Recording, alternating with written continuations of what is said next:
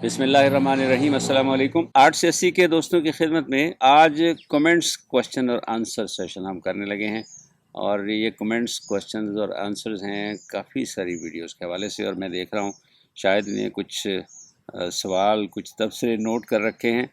اکثر دوست تو اپریشیٹ کر رہے ہوتے ہیں، اپنی محبت کا اظہار کر رہے ہوتے ہیں، پسندیدگی کا اظہار کر رہے ہوتے ہیں، دعائیں دے رہے ہوتے ہیں ہمیں، اور ہم ان کے شکر گزار ہیں کہ وہ ہمیں دعاؤں میں یاد رکھتے ہیں۔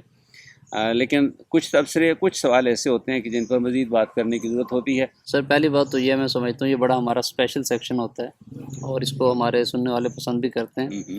تو بہرحال سر چلتے ہیں سوالوں کی جانب۔ پہلا سر کویشچن عائشہ شوکت کی طرف سے ہے، اچھا، اور وہ یہ کہتی ہیں کہ جب کوئی دوسرے مذہب کا یا کوئی منکر یا ملحد کوئی ایسا سوال کرتا ہے جس کے بارے میں ہم لاجیکلی اس کو جو ہے مطمئن نہیں کر سکتے، وہ کہتی ہیں کہ بجائے کوئی لاجک ڈھونڈنے کے تو ہم کہتے ہیں کہ اس طرح یہ اس کویشچن کے بارے میں جو ہے کوئی کلام کرنا یا کچھ کرنا ہمیں روکا گیا ہے۔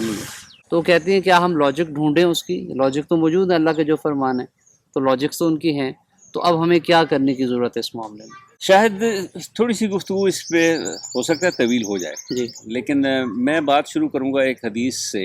رسول اللہ صلی اللہ علیہ وسلم کا ایک فرمان ہے، برائی کو دیکھو جی تو اس کے خلاف طاقت استعمال کرو۔ ہم نے شاید اپنی پہلے ایک کسی ویڈیو میں اس حدیث کا ذکر کیا تھا، اور میں بتایا تھا کہ مصر کے ہمارے بھائی تھے حاجی ابراہیم، وہ کہتے تھے کہ اس حدیث کا ہمارے ہاں مفہوم یہ لیا جاتا ہے کہ جس کے پاس جو صلاحیت ہے وہ اپنی صلاحیت کو استعمال کر کے اس پہ کام کرے۔ جی حکومت کے پاس طاقت ہوتی ہے، لہٰذا وہ طاقت استعمال کرے۔ عالم کے پاس علم ہوتا ہے، وہ زبان استعمال کرے، اور عام آدمی کے پاس نہ طاقت ہوتی ہے جی نہ علم ہوتا ہے، لہٰذا اس کے لیے یہ ہے کہ وہ اسے دل میں برا سمجھے۔ جی کیوں میں اس حدیث کا ذکر کر رہا ہوں؟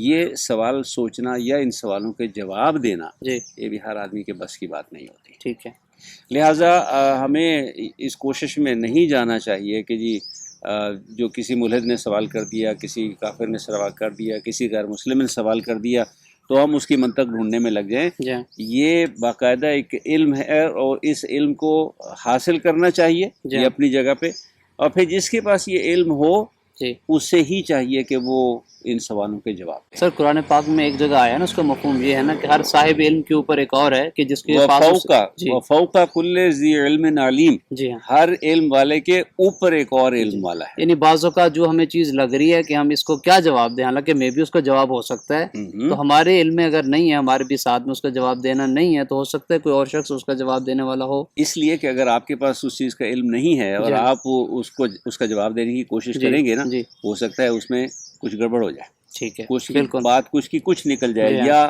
آپ خود کسی مخمصے کا شکار ہو جائیں۔ ٹھیک ہے مجھے ایک واقعہ یاد آیا، ایک ملحد کا مباحثہ ہو گیا کہیں مسلمانوں کے ساتھ۔ ٹھیک ہے ملحد نے کہا کہ جی قرآن مجید میں اللہ میاں کہتا ہے کہ ان اللہ علی کل شیء قدیر، جی اللہ ہر چیز پر قادر ہے، قدرت رکھتا ہے۔ جی مسلمان نے کہا بالکل۔ جی تو اس نے کہا یہ مجھے بتائیے، صرف اس سوال کا جواب دے دیجیے، اگر آپ اس سوال کا جواب دے دیں گے میں مسلمان ہو جاؤں گا، ٹھیک ہے کہ جب اللہ ہر چیز پر قدرت رکھتا ہے جی تو وہ اپنے جیسا ایک اور اللہ پیدا نہیں کر سکتا۔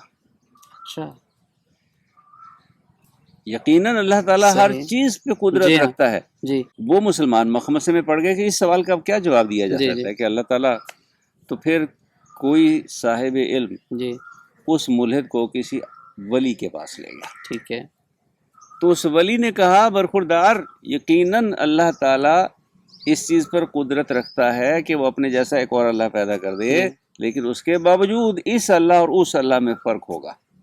صحیح، یہ اللہ پھر بھی خالق ہی رہے گا، ہوگا، ٹھیک ہے وہ مخلوق ہوگا، وہ ٹھیک خالق ہے نہیں ہو سکتا۔ ٹھیک ہے تو بات یہ ہے کہ جو میں بات کر رہا جی تھا کہ جب اس قسم کے کوئی سوال آئیں جی ہاں تو آپ خواہ مخواہ ان کے جواب دینے کی کوشش نہ کریں، ٹھیک ہے سمجھیں، کوشش کریں، مطلب اس کے بارے میں ٹھیک ہے کسی صاحب علم کے پاس چلے جائیں، جی اس سے سمجھنے کی کوشش کریں۔ جی لیکن اگر ہمارے پاس علم نہیں ہے تو ہمیں لب کشائی نہیں ہمیں کرنی لب چاہیے کشائی نازک نہیں کرنی معاملات چاہیے، پہ، کیونکہ معاملات بہت نازک ہیں اور بسا ٹھیک ہے اوقات پھر بھٹکنے کا خطرہ ہوتا ہے۔ ٹھیک ہے سر، اس کے ساتھ ہی آئی تھنک دوسرا کویشچن بھی انہیں کا ہے، بڑا ایک طویل کویشچن تھا، میں اس کو بالکل شارٹ کر رہا ہوں۔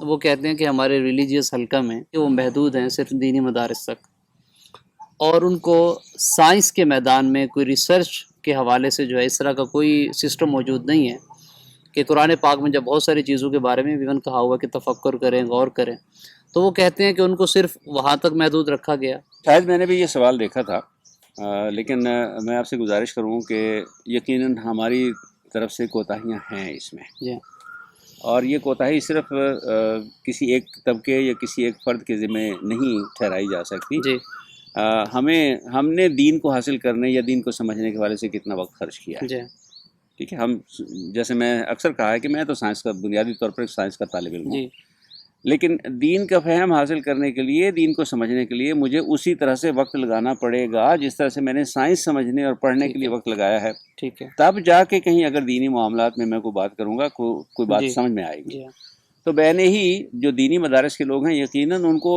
سائنس سمجھنے کی کوشش کرنی چاہیے، جی کیونکہ خوبصورت بات کی سر آپ نے، بالکل. جب یہ دونوں علوم اکٹھے ہوں گے. جی. اچھا ایک چیز اور میں کہتا چلوں، میں اس چیز کا قائل ہوں کہ سائنس کا علم جو ہے وہ بنیادی طور پر دین کے تابع ہے. جی وہ سورہ آل عمران کی آیت جو میں اکثر کوٹ کرتا ہوں کہ زمین اور آسمان کی گردش میں نشانیاں ہیں اہل عقل لوگوں کے لیے. اور اہل عقل لوگ کون ہیں؟ الذین یذکرون اللہ قیاما وقعودا وعلی جنوبہم ویتفکرون فی خلق السماوات والارض. کہ پہلا کام جو وہ کرتے ہیں وہ یہ کرتے ہیں کہ وہ اللہ کا ذکر کرتے ہیں. ٹھیک ہے. یہ پہلا کام ہے کہ اللہ کا ذکر کرتے ہیں، کھڑے بیٹھے اٹھے لیٹے ہر حالت میں اللہ کا ذکر کرتے ہیں. پھر وہ یتفکرون کرتے ہیں اس زمین اور آسمان اور ان کی تخلیق اور اس کے درمیان جو چیزیں ہیں ان کی تخلیق کے بارے میں. تو وہ جو میں تابع والی بات کر رہا تھا کہ سائنسی علوم جو ہیں وہ بنیادی طور پر دین کے تابع ہیں. ٹھیک ہے. لیکن آنے چاہیے دونوں کو، دینی مدارس کے لوگوں کو سائنس آنی چاہیے اور سائنس کے لوگوں کو دین کا علم، دین کا فہم ہونا چاہیے. سر اس میں ہم ایجوکیشن سسٹم بھی تھوڑا تو چینج ہو گیا. میں وہی کہا نا، بنیادی طور پر یہاں کوتاہی جو میں سمجھتا ہوں وہ صرف یہ ہے کہ ہم ایک علم کو پکڑ کر بیٹھ جاتے ہیں اور پھر ہم سمجھتے ہیں کہ بس اس کے علاوہ دنیا میں کوئی اور علم نہیں ہے. میں گزشتہ دنوں عید الاضحیٰ گزری ہے، ایک بڑی خوبصورت سی بات میرے ذہن میں آئی، میں نے کچھ دوستوں سے ذکر بھی کیا اس کا. ہر عید کے موقع پہ ہم یہ بات کرتے ہیں کہ رسول اللہ صلی اللہ علیہ وآلہ وسلم نے فرمایا عید پڑھنے کے لیے جاؤ تو ایک راستے سے جاؤ، دوسرے راستے سے آؤ. اور فرولنٹلی ہم میں سے ہر مسلمان اس کے اوپر عمل کرتا ہے، پورے تہہ دل سے عمل کرتا ہے. لیکن کبھی آپ نے سوچا شاید اس کی اصل اسپرٹ کیا ہے؟ اس پیغام کی اصل اسپرٹ میں سمجھتا ہوں ون وے کا کانسیپٹ ہے. اچھا صحیح. ایک راستے سے جائیے، دوسرے راستے سے جائیے، خاص طور پہ جب رش ہو. جی ہاں بالکل، وہ تو بڑا اجتماع ہے نا، کسی قسم کا کوئی حادثہ نہیں ہوگا. ٹھیک ہے. ون وے کا کانسیپٹ بنیادی طور پر رسول اللہ صلی اللہ علیہ وسلم کے اس فرمان کے اندر موجود ہے. کاش ہم نے یہ سبق سمجھا ہوتا. غور و فکر کی ضرورت ہے. اللہ کے رسول صلی اللہ علیہ وآلہ وسلم نے ہمیں زندگی گزارنے کے جتنے طریقے بیان فرمائے حکمت سے بھرے ہوئے ہیں، اور وہ صرف اس وقت کے لیے نہیں تھے، وہ قیامت تک کے لیے ہیں. صرف ان کے اندر سوچ و بچار کی، غور و فکر کی ضرورت ہے. پھر دیکھیے کیسی کیسی حکمتیں آشکار ہوتی ہیں، لیکن اس کے لیے وقت لگانا پڑے گا. ٹھیک ہے سر. نیکسٹ کویسچن مریم کمپلیکس. وہ کہتی ہیں کہ یہ میں نہیں جانتی کہ زندگی میں جب میں کچھ کرنا چاہتی ہوں تو وہ پھر راستے اللہ تعالیٰ ہی متعین کرتا ہے، کبھی کشتی کے ذریعے تو کبھی کسی ایروپلین کے ذریعے اور کبھی ہم کسی اور ذرائع سے. تو آخر میں کہتی ہیں کہ میری خواہش ہے کہ میں ان اللہ سے مل سکوں کسی دن اور عاجزی پیش کروں کہ کس طرح اللہ تعالیٰ نے جو ہے وہ اس وقت میں میری حفاظت کی یا مجھے بچایا کہ جب میں گرنے کے دہانے پہ تھی.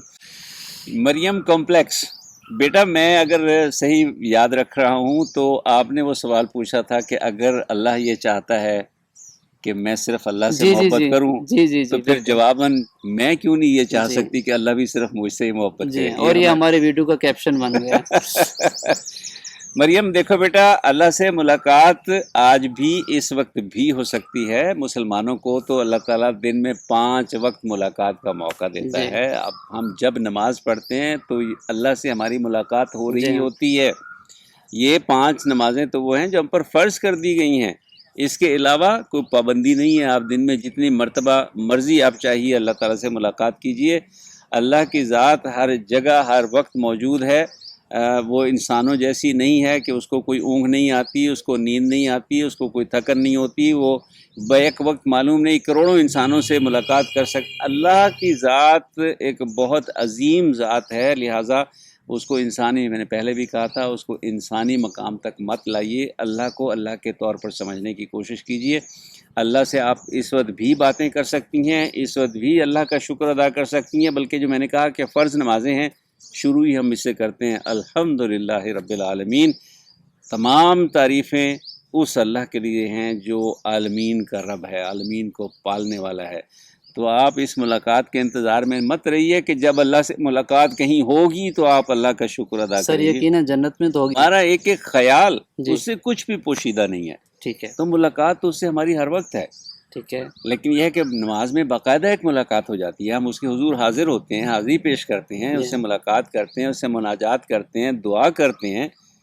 تو مریم بیٹا، اللہ سے آپ کی ملاقات دن میں 5 مرتبہ ہوتی ہے، آپ جب جب چاہیں مزید اللہ سے ملاقات کر سکتی ہیں اور اس کا شکر ادا کر سکتی ہیں۔ سر اگلا سوال جو ہے وہ حذیفہ صدیق کا ہے، وہ کہتے ہیں کہ آپ کیا سمجھتے ہیں کہ زندگی میں کامیابی کے لیے راستہ کیا ہے، یقین، امید یا چوائس؟ خوبصورت سے سوال ہے اس حوالے سے کہ یہ آپ کو سوچنے پہ مجبور کرتا ہے، جی لیکن حذیفہ بات یہ ہے کہ یہ تینوں کمپوننٹس، تینوں ایسی چیزیں ہیں کہ جن کو جو زندگی میں کامیابی کے لیے ضروری ہے۔ یقین کے بغیر آپ زندگی میں کامیابی حاصل نہیں کر سکتے، تو یقین، امید اور آپ کا چناؤ جو ہے، یہ تینوں بہت اہم رول پلے کرتے ہیں آپ کی کامیابی میں۔ لیکن یقینی طور پر بات شروع ہوتی ہے یقین سے۔ پہلی چیز ہے بلیف، یعنی آپ کا جو عقیدہ ہے، آپ کا جو ایمان ہے، جب آپ اس پہ پختہ ہو جاتے ہیں کہ اللہ ہے اور اللہ ہی کی ذات سب کچھ آپ کے لیے طے کر رہی ہے، اللہ ہی کی ذات نے آپ کے لیے اسباب فراہم کیے ہیں، تو یہ پہلا مرحلہ ہے کہ آپ کو معلوم ہے کہ کوئی ہے جو آپ کو دیکھ رہا ہے، کوئی ہے جو آپ کی بھلائی اور بہتری کے لیے سوچ رہا ہے۔ پھر اگلا مرحلہ آتا ہے کہ امید، اور امید یہ ہے کہ آپ کو اسی اللہ سے امید ہوتی ہے کہ جب اللہ کی ذات میرے لیے اچھا سوچ رہی ہے تو یقیناً میں جس رستے پہ چل رہا ہوں، امید یہی ہے کہ اس میں مجھے کامیابی عطا ہوگی۔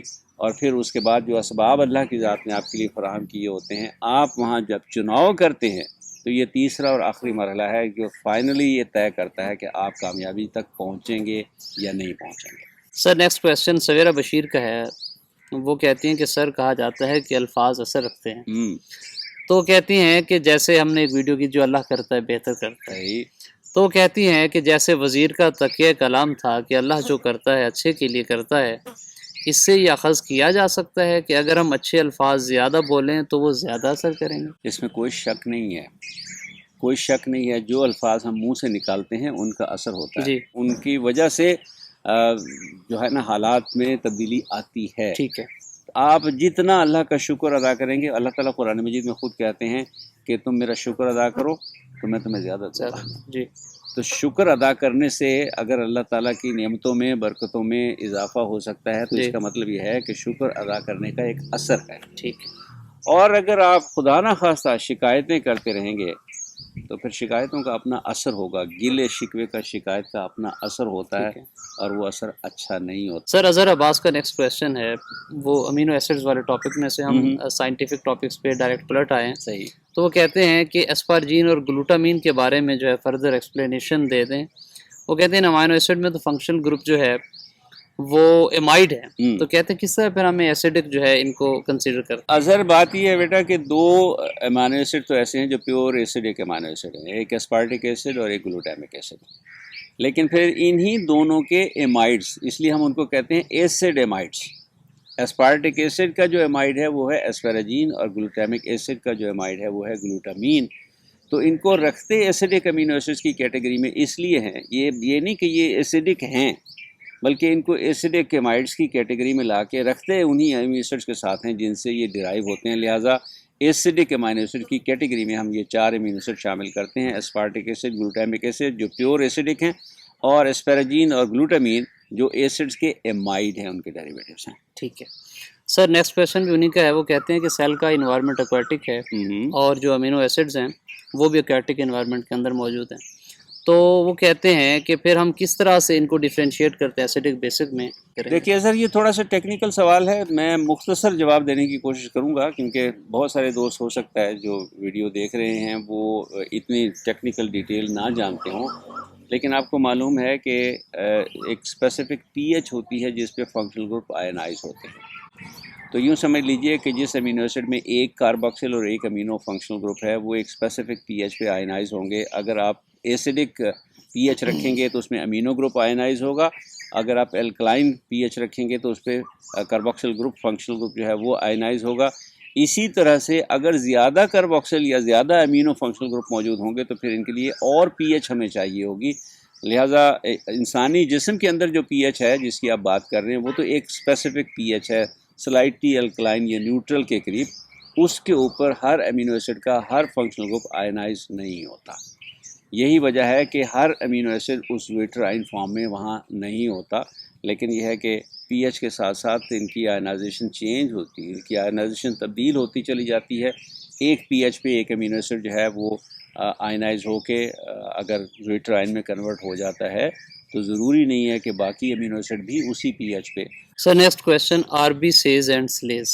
اچھا, ان کا ہے, وہ کہتے ہیں سر کائنڈلی یہ بتائیے کہ ٹرمینل کاربن ہی اومیگا کاربن ہوتی لپڈس کے کیس میں جو ویڈیو تھی, ہاں جی, اور وہ پھر کہتے ہیں کہ ہم کاربن نمبر 1 کو اومیگا کاربن کہتے ہیں. نہیں کاربن نمبر 1 کو ہم اومیگا کاربن نہیں کہتے. کارباکسل گروپ اگر کسی کاربن کے ساتھ لگا ہوا ہے تو کارباکسل گروپ کا کاربن ہے کاربن نمبر 1. ٹھیک ہے, لیکن جس کاربن کے ساتھ یہ کارباکسل لگا ہوا ہے وہ کاربن نمبر 2 ہے, جی. لیکن اس کو ہم کہیں گے الفا کاربن. ٹھیک ہے, اس سے نیکسٹ بیٹا, پھر گیما, پھر ڈیلٹا, اس طرح سے چلتا جائے گا.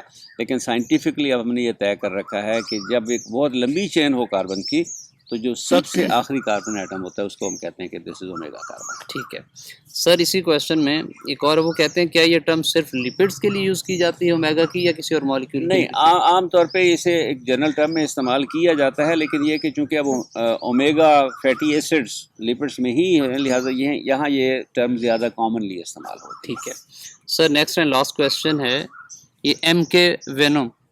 تو ان کا ہے, تو وہ کہتے ہیں کہ یہ کیوں ہے کہ پوٹاشیم ہائیڈرو آکسائڈ کو ہی ایسڈ ویلیو کے لیے یا سپونیفیکیشن ویلیو کے لیے یوز کیا جاتا ہے؟ تو کیا کچھ اور نہیں ہے؟ صحیح بیٹا, بات یہ ہے کہ کوئی بھی الکلی استعمال کی جا سکتی ہے. سوڈیم ہائیڈروکسائڈ کو بھی استعمال کیا جا سکتا ہے نیوٹرلائزیشن یا سپونیفیکیشن کے لیے. پوٹاشیم ہائیڈروکسائڈ کو بھی استعمال کیا, ٹیکنیکلی کسی بھی الکلی کو استعمال کیا جا سکتا ہے. البتہ سپونیفیکیشن کے لیے اب ہم نے ایک معیار بنا لیا, ایک اسٹینڈرڈ بنا لیا ہے, اور ہم یہ کہتے ہیں کہ milligrams of potassium hydroxide used to neutralize اور used to saponify 1 gram of fat اور آئل سیمپل. تو چونکہ اب یہ اسٹینڈرڈ ڈیفینیشن ہے لہٰذا استعمال کرنے کو ہم کچھ بھی کر سکتے ہیں, لیکن جب بھی ہم کیلکولیٹ کریں گے, حساب کتاب ہوگا, تو پھر وہ پوٹاشیم ہائیڈروکسائڈ کی ٹرم میں ہی کیلکولیٹ ہوگا, حساب کتاب ہوگا. ہمیشہ سپونیفیکیشن ویلیو ہو, ایسڈ ویلیو ہو, وہ ملی گرامز آف پوٹاشیم ہائیڈروکسائڈ ہی کے حوالے سے ڈیفائن کی جائے گی. سر یہ تمام صاحب کا ویڈیوز کے کویشچنس ہے جو ہمارے دوستوں نے ہمیں بھیجے ہیں. یہ تمام کویشچنز اور تمام تبصرے نہیں تھے, میں پھر اس بار جو میرے پاس سر یہ وہ تبصرے اور وہ سوال ہیں جو شاہد نے جن کا چناؤ کیا, اور مجھے خوشی ہے کہ اس حوالے سے ہمارے دوستوں نے کچھ مزید وضاحتیں ان کو درکار تھیں. امید ہے کہ وہ وضاحتیں ان تک پہنچی ہوں گی, اور اگر کوئی کمی بیشی رہ گئی تھی ہماری ویڈیوز میں تو وہ یقیناً دور ہو گئی ہوگی. ابھی بھی اگر ہمارے دوستوں کو کسی قسم کی کوئی اور وضاحت درکار ہو تو لکھ بھیجیے اپنا تبصرہ, اپنا سوال ہمیں لکھ بھیجیے. انشاءاللہ ہم کوشش کریں گے اسی طرح کی آئندہ کسی ویڈیو میں کمنٹس, کوشچن اور آنسر سیشن میں ایک اور ویڈیو کے ساتھ انشاءاللہ جلد آپ لوگوں سے ملاقات ہوگی. تب تک فیض الحسن نسیم, شاہد شریف اور عاقب کو دیجیے اجازت. السلام علیکم ورحمۃ اللہ وبرکاتہ.